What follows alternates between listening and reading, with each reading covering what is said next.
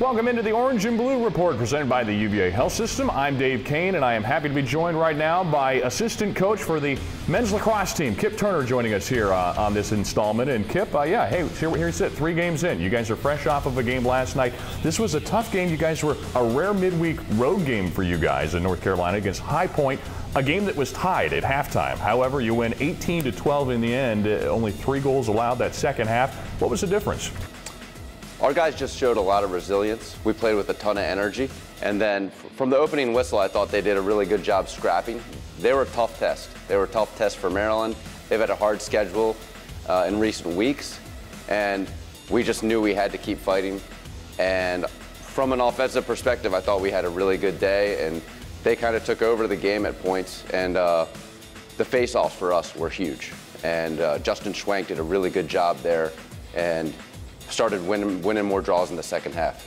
Incidentally, you coach face-offs, you coach goalie. We'll talk about goalie in a moment, but face-offs, it's somewhat been a problem in the past, but all 3 games you guys have been able to win those face-offs this season. How big of a key has that been for this team? It's huge. When you play the type of high-octane, high-energy pace that we play, we need to win face-offs. And it's not just one man, though. It's a group effort. Our wing play has been great. And it's just the buy-in from the group, how important the face-off is, and just winning that ball, having those possessions. Having extra possessions in our game is really important. For those that have followed Virginia lacrosse through the years, you recognize Kip. He was a starting goaltender for the Cavaliers, of course, back in the mid-2000s, 2006, part of that championship team. So here we sit, fast forward 12 years later. You guys had to make a switch yesterday. In last night's game, it was the first 5 goals allowed. Then you put in the freshman, Alex Rode. Tell us a little bit about what the thinking was there and what he brought to this team in that win last night. Truthfully, we weren't great defensively early, and High Point was getting a lot of great shots. So it wasn't really Griffin Thompson's problem. It was more, we just needed a change. We needed a spark. And, you know, some nights as a goalie, you don't see it. And it wasn't necessarily that we wasn't seeing it, but we maybe needed to steal 1 or 2, and just throwing Alex in kind of gave us that spark, and it was really good to see. What kind of a challenge is that for a young guy to be thrown into the mix? This was his first time you had a chance to get him in front of some of those live bullets, so to speak. It's hard. It's hard. Even as a sophomore, it was hard. Some of those early season starts are tough, but Alex is a great kid. I think he's pretty unflappable, and he did a really good job proving himself last night that he can play at this level.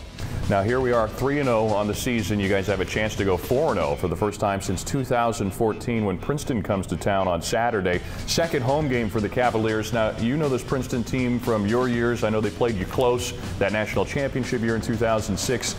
18th ranked team in the country this year. What do you expect to see from the Tigers on Saturday?